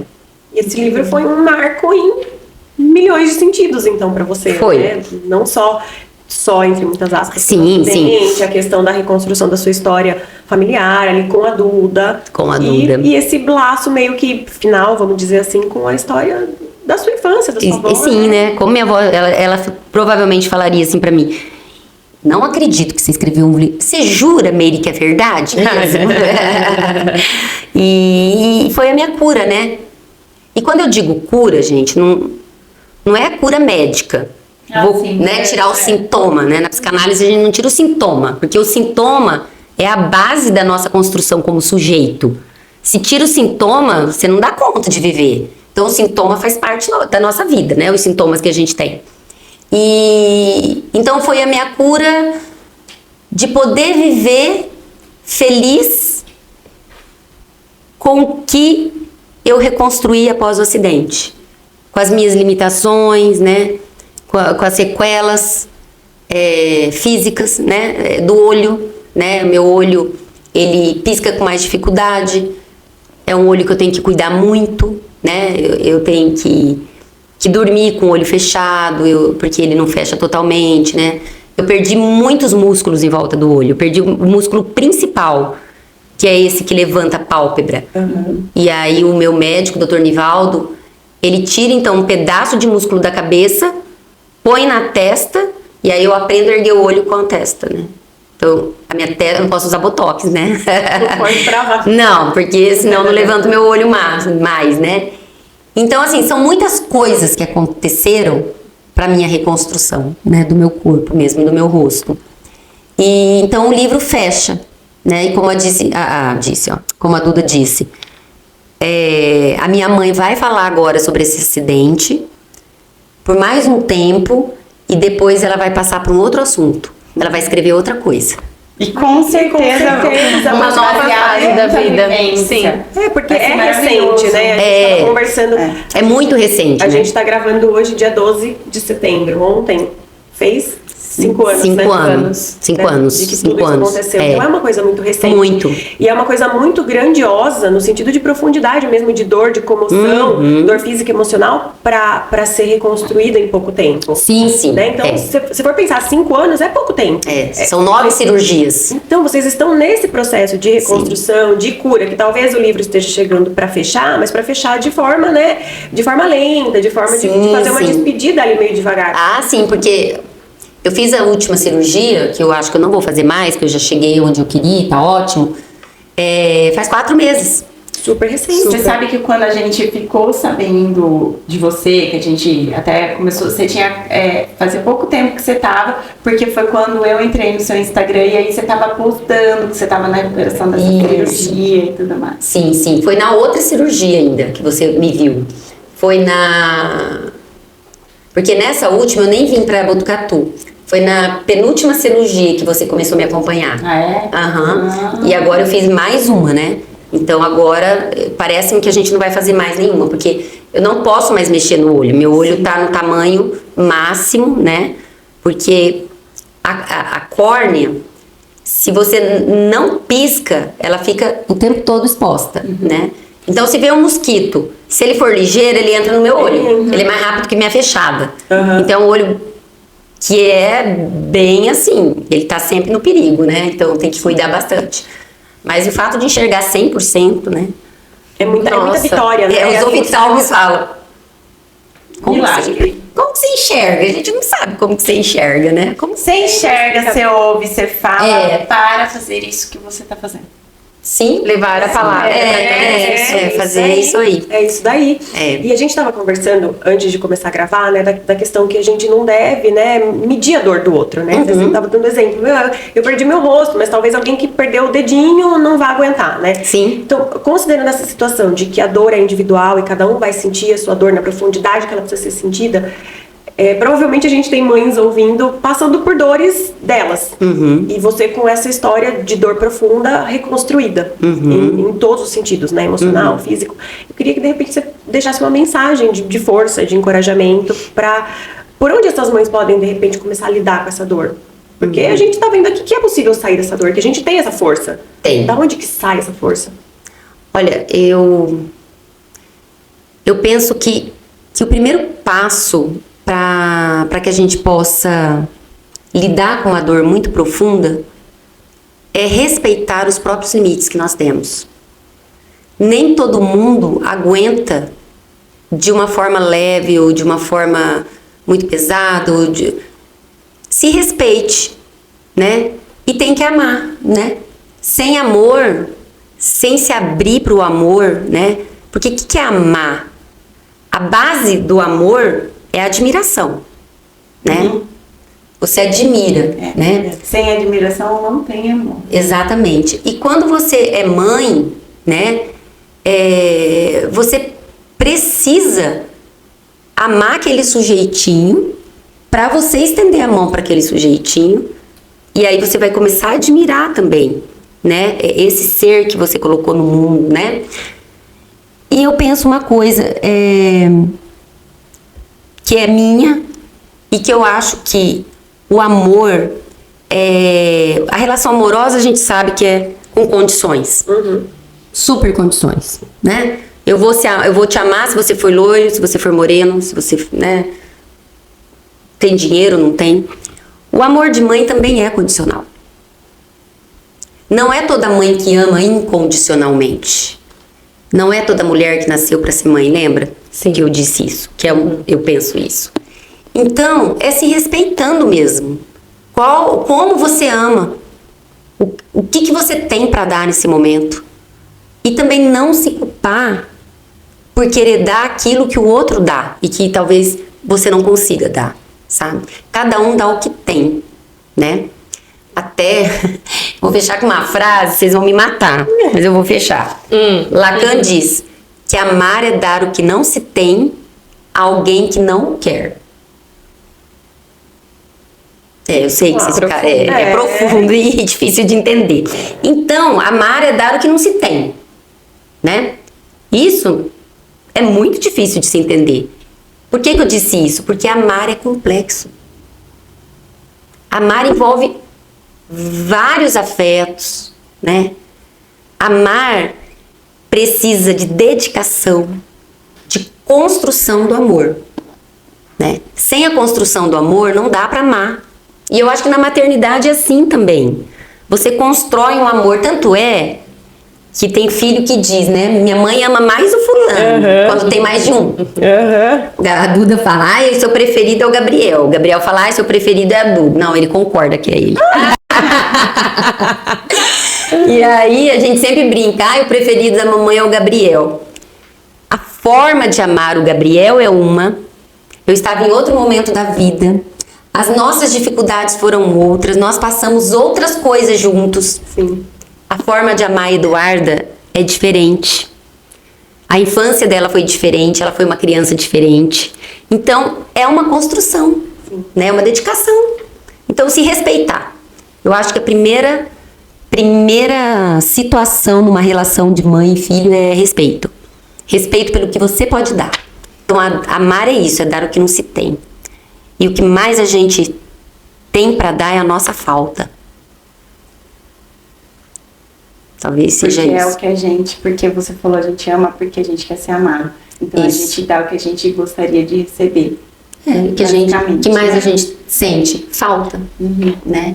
A gente é feito de faltas. Eu sabia que esse episódio ia ser umas lições. Também eu não precisava trazer Lacan pra vocês, né, gente? Eu fui muito abusada aqui com vocês. Acho que eu fui cruel até. Meire, e vamos trazer assim essa sua felicidade. Eu queria trazer, sabe? Porque eu vejo um brilho no seu olho e no seu sorriso que é admirável. Obrigada. Admirável. Eu chego a emocionar, assim. E eu queria trazer, porque assim, a gente sabe o tanto que você teve que se reconstruir fisicamente e emocionalmente, né? Então, traz esse um pouco pra gente de que você falou, assim, dessa punção. Punção de vida e de onde que você buscou essa punção aí eu não sei se é o jeito certo de falar aí tecnicamente, para trazer essa alegria de novo, porque ela existe demais, é visível, né? Então, e ela é a grande inspiração, assim, olha, tô para dizer que é essa sua função mesmo agora, sabe? O propósito de levar de vida, isso, né? para as pessoas. Tem gente que fala assim, você viveu pra alguma coisa. Aí eu digo assim, vaso ruim não quebra.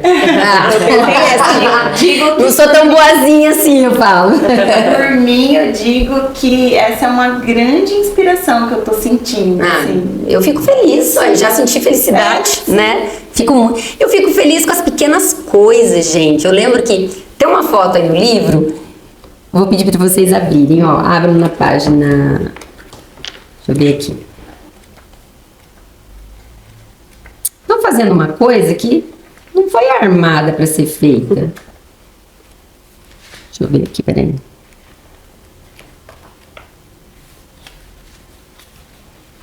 Não conheço nem meu livro, gente. Eu não tive tempo. Eu vou procurar aqui, se corta. Aqui, ó. Página 51. 51. Olha a primeira foto. O que, que eu tô fazendo? Cheguei. Um coraçãozinho. Coração. Olha o meu estado. Depois a gente tira uma O foto. braço engessado, Você a tá cabeça assim? enfaixada. Você tava assim? Eu tava assim. Eu tava assim, ó. Necrosando a cara. E aí eu olho essa foto aqui e falo, gente, por que, que eu fiz isso? Né? Por que, que eu quis tirar essas fotos nesse pôr do sol lindo? É por isso, ó. A felicidade, pra mim, está nas pequenas coisas mesmo. Que são as grandes. Eu quando vejo um pôr do sol, ou quando eu vejo... Esses dias, quem que eu escutei falando assim? Da felicidade dela. Ela falou assim, gente, eu não sei. Se eu acordo com sol, eu fico feliz. No outro dia eu acordo e tá chovendo. Eu fico feliz com a chuva também. Então eu acho que eu queria lembrar o nome da escritora que falou isso. Então é isso, eu acho que a felicidade, a gente tem que se permitir ser feliz. Sabe? Encontrá-la nas pequenas coisas, nos pequenos privilégios Isso. do dia, né? E é a gente buscar sentido mesmo, né? Isso. E é o sentido da vida. Você estava viva. Então, aí você Né? disse Por uma mais coisa. que aconteceu tudo, você estava viva. Eu tô você viva. estava do lado da sua família, Respirando. das pessoas que você ama.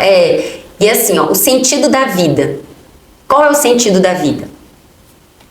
Pra cada um. É uma pergunta super difícil. Pra mim é esse. O sentido da vida é esse. Você estar ao lado da sua família. Você ter os seus ali com Então, você, sabe? Você tem que dar sentido pra sua vida. Eu tenho que dar sentido pra minha vida. Sim. O sentido da vida é de cada um. Sim. Se eu não der o sentido pra minha vida, quem vai dar? O outro. O outro acaba dando, se permite É que o- o outro dê, né? Vai indo. Aí eu vou ter que viver o desejo do outro. E aí, Exato, e aí você não respeita os seus limites, que é o que você trouxe. E a pulsão de vida, onde está isso? A pulsão de vida é amor. A pulsão de morte é destruição. Não é querer morrer, mas é destruição.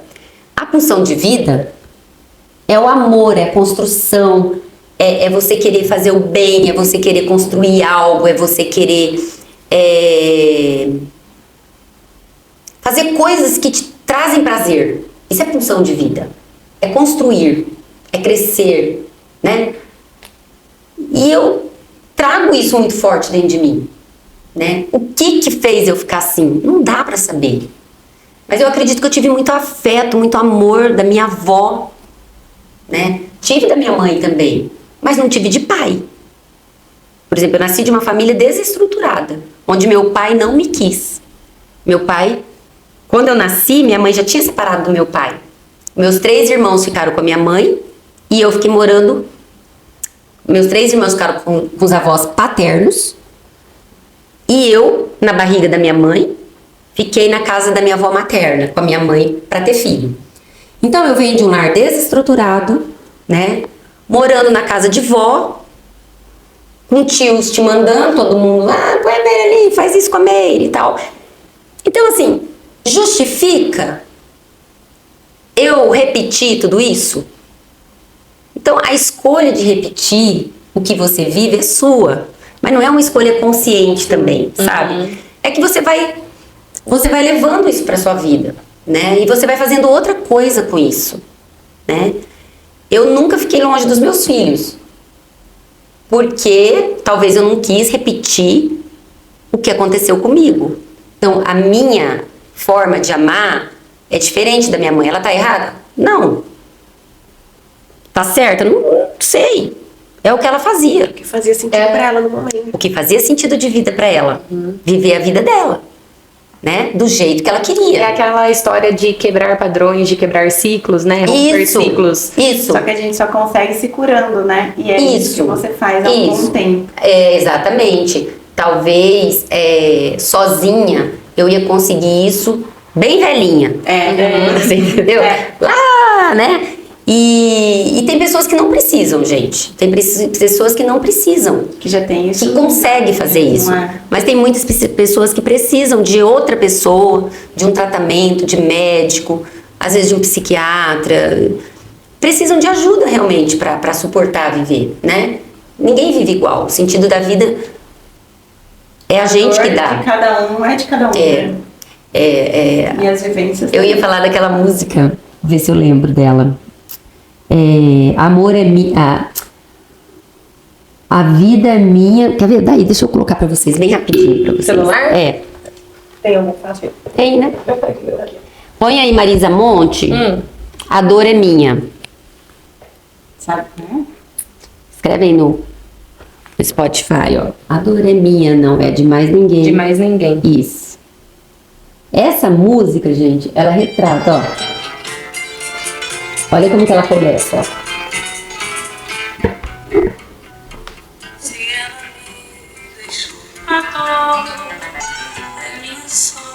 Não é de mais ninguém.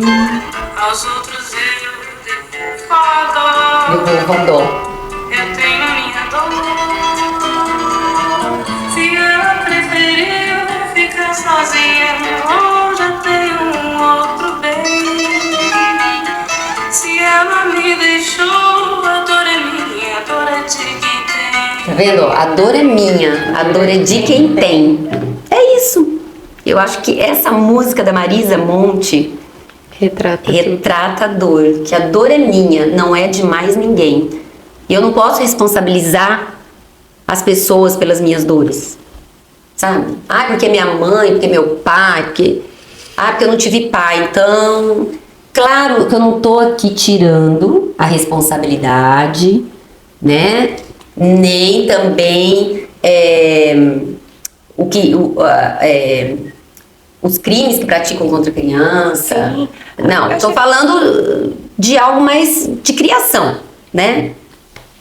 A questão não também é a questão não é que a gente o vai que te fazer com fazem, as é o que você vivências. vai fazer com o que te fizeram, Isso, né? exato. É sobre isso. Vai doer, vai ser de Isso. repente menos difícil entrar ali num ciclo de lamentação, de Isso. vitimismo. E às vezes Talvez, são né? coisas profundas.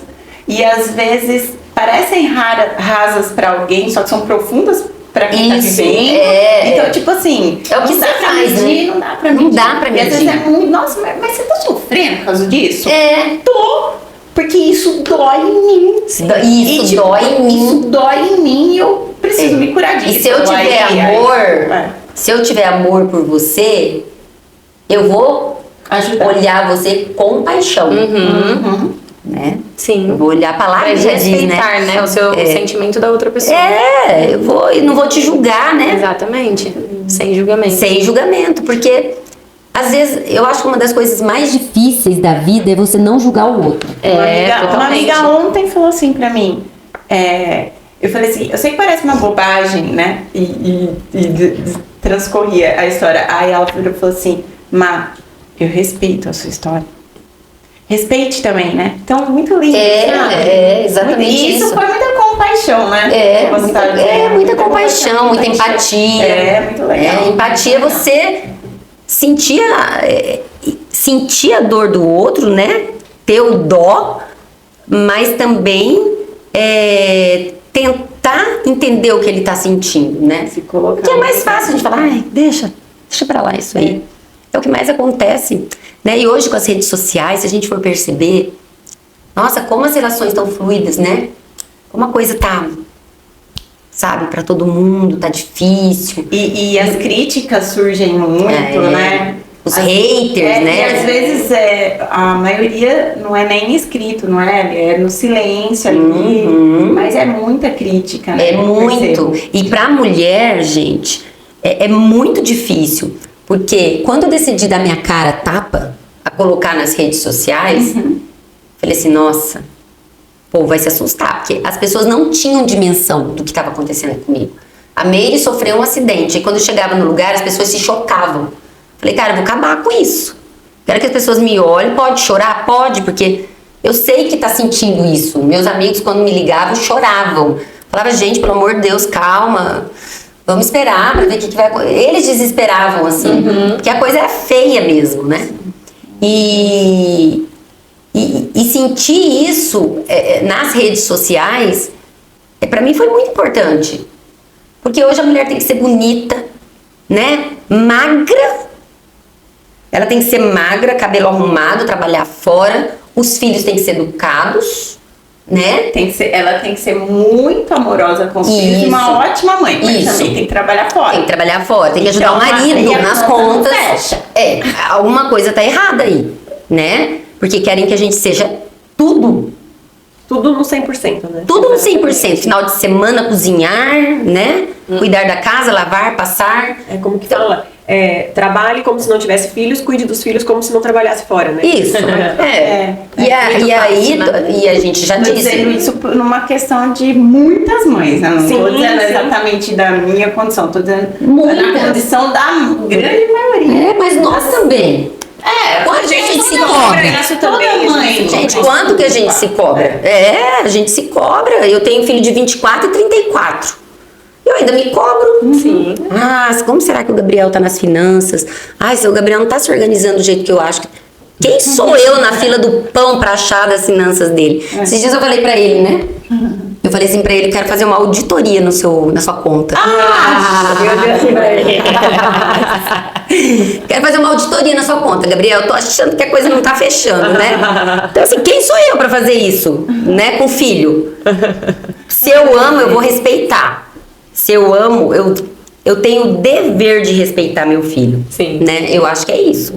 Ô Meire, e assim, você trouxe aqui, né, no livro, você trouxe pra sua filha a promessa e você colocou aqui de título, prometo não te deixar sozinha. E isso daí traz, assim, que, pra mim, né, também, que você não deixou ela sozinha e você não deixou tantas outras também sozinha, que agora você trouxe esse livro e você compartilhou a sua história justamente para acolher tantas pessoas, né? Tantas outras que também passaram por algo parecido ou por alguma dor mesmo que doeu demais nelas e elas conseguem agora se reerguer e olhar para toda essa história, olhar para toda a situação e falar, cara, eu também consigo. Então, eu queria só te parabenizar por toda a sua história, pela mãe incrível, pela mulher incrível que você é. E, nossa, pra mim, assim, pegou força. muito, porque, tipo, é muita força mesmo. E você tem toda a minha admiração. Obrigada, gente. Coragem, Muita coragem. E ó que a gente nem conversou sobre coragem hoje aqui, né? verdade. Mas você já entregou coragem pra gente. Tem que ter coragem, tem que E ter daí coragem. agora assim, pra gente fechar, eu gostaria que você deixasse também mais uma mensagem para as pessoas que estão aí nos assistindo, nos ouvindo. Queria que você trouxesse alguma mensagem. Olha, a mensagem que eu trago, assim, final, é que continue a viver, continue buscando, né, essa função de vida que a gente falou, que é essa sua vontade, é esse seu desejo de querer viver, né? E se não tá conseguindo isso, busque ajuda, né? Busque ajuda. Hoje nós temos ajuda profissional de pessoas, né, que tratam da saúde mental, né, o psicólogo, o psicanalista. Temos na rede pública, né? Sim. Os psiquiatras são tão importantes, né? O medicamento às vezes é tão importante para ajudar também. Então, assim, se você consegue viver, ótimo, parabéns, né? Continue dando sentido para sua vida. Se você não consegue, busque ajuda, né? Como mãe ou pessoa qualquer que esteja nos ouvindo, né? Sim. Não precisa só ser mãe para ter vontade de viver, né? Com certeza. Eu percebo que hoje esse tabu, ele tá muito mais leve, né? Porque antes, sei lá, quando a gente era criança, assim, eu lembro que, nossa, faz até terapia, não rolava umas coisas assim. Era um negócio meio... Fazia escondido. Ficou era uma doido e tal, vergonha, né? Precisar de É. terapia, né? E hoje eu, assim, Graças eu a sou, Deus, né, eu tá sou mais super leve. time da bandeira terapia. Eu não entendia direito essa diferença, tá? Entre psicanálise e psicoterapia. Mas eu acho que tá tudo maravilhoso. Tem que correr atrás mesmo, Sim, gente. sim, ajuda muito, né? E a palavra escrita, como eu tenho falado, vem das minhas sessões de análise, né? Porque quando você escreve, eu pelo menos escrevo assim, ó, ela só vem, eu acordo de madrugada, aí eu digito lá na bloquinho de notas, aí a partir daquela frase, nossa, sai um monte de coisa. Então isso vem, né, desse inconsciente que tem as coisas guardadas ali dentro, que tem tudo que a gente viveu ali. Se você for pensar, onde estão as coisas que você viveu? Você apagou? Não tem nada apagado aí. Tá tudo aqui. E que bom, né, que não tá tudo aqui, ó, a gente falando o tempo todo sobre todos os traumas, todas as vivências. Exato. Então isso tudo fica, né, no inconsciente. E a sessão de análise, ela vem justamente para isso. Para pegar essas coisas que estão no inconsciente e trazer pra gente ali a palavra. E quando a gente consegue simbolizar, colocar na linguagem, colocar na palavra aquela dor, aí o seu sofrimento pode melhorar. Não tem promessa, mas pode, né? Maravilhoso mesmo. Maravilhoso Nossa, mesmo. não tenho palavras para agradecer a sua presença aqui. Ah, com a obrigada. gente. Eu fiquei muito feliz de bater um papo com vocês. Nossa, muito bom. porque, meu Gente, mas Deus do ainda céu. foi muito especial. Foi uma lição. Ah, Uma obrigada, obrigada. Eu espero contribuir, né? Espero que esse a livro gente- traga amor, né? E a gente vai ler, né? Também tem. Acho bom, né, gente? Acho bom. Eu quero saber de Continua todas no as. livro, É, né? eu quero Continua. saber de todos os detalhes que Tem você muita deixou aí, coisa, gente. gente. Curiosidade. Tem coisa pra caramba aí dentro ainda, hein? Tem. Maravilhoso, Meire. Tem. E é isso, é o que a gente estava contando antes, né? Cada episódio ele deixa a marca, ele deixa a reflexão, a gente volta pra casa, a gente reflete principalmente sobre a maternidade, que é o que a gente fala aqui, né? Então, assim, a nossa maternidade, ela também está sendo construída pelo BoraCast, né?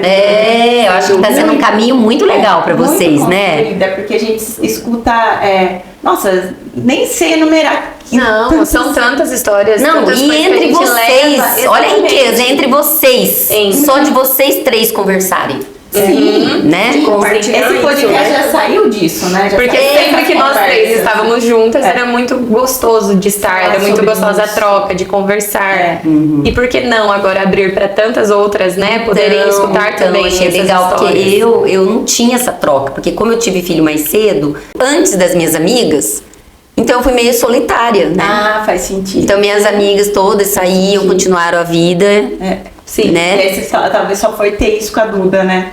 Com a Duda eu tive mais troca e eu tive sim. amigas com filhos pequenos e tal. E é nessas mães que a gente acaba chegando de uma maneira mais especial. Nessas mães que não tem ali uma rede materna ao lado de amigas que têm filhos pequenos, que conseguem compartilhar. A gente acaba sendo uma rede de apoio Nossa, online, excelente. virtual, né? A gente já teve relatos do tipo assim, eu acabei de ter filho e eu tô sozinha em casa. A única coisa que eu ando fazendo é escutar o podcast de vocês.